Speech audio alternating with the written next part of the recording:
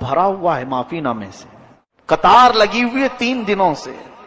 میرے اگلی پچھلی تمام چیزیں معاف کرو معاف کرو معاف کرو۔ اچھا کام ہے، یعنی معافی طلب کرنے کا یہ طریقہ اختیار کیا گیا، جس کو دیکھو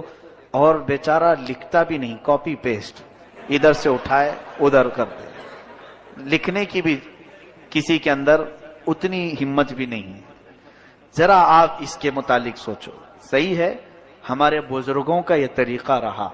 حدیث پاک ابھی میں نے سنایا، جس کے دل میں کینہ ہو آج اس کی مغفرت نہیں ہوگی۔ کینہ کہتے ہیں مسلمانوں سے قطع تعلق کرنا۔ مسلمانوں میں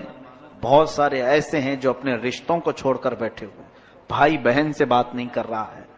بہت تو ایسے ہیں ماں بیٹوں میں بات چیت بند ہے۔ معاذ اللہ رب العالمین، حدیث پاک میں ہے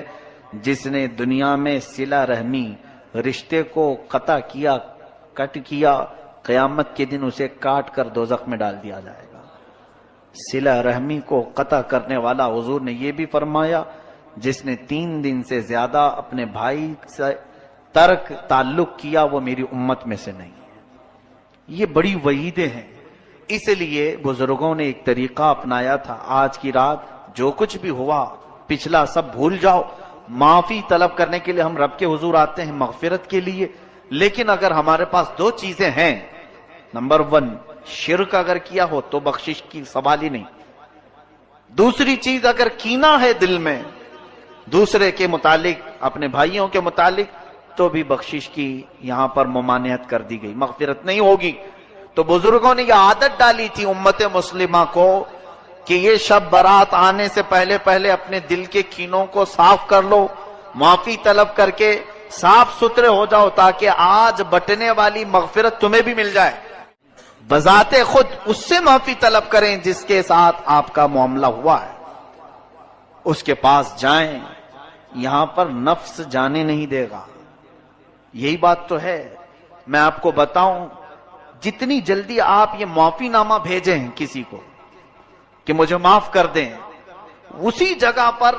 ایک دوسرا سولوشن میں آپ کو بتاؤں، یہی فون تمہارے ہاتھ میں ہے، واٹس ایپ کے ذریعے سے استعمال کر رہے ہو اور فلاں کو بھیج رہے ہو مجھے معاف کر دینا، وہیں اگر تم اس کے نمبر پر کال کر کے بات کر لیتے اسے کہ آج شب برات آنے والی ہے مجھے تھوڑا معاف کر دو،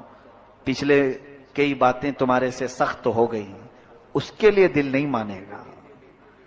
بات چیت کر لیتے، تمہارا دل نہیں مانے گا، چھوڑو بھیج دیتے ہیں، دیکھے تو ٹھیک ہے، نہیں تو کوئی بات نہیں۔ یہ جو ہے نفس نے تمہیں اس طرح سے کرنے کی عادت ڈالی،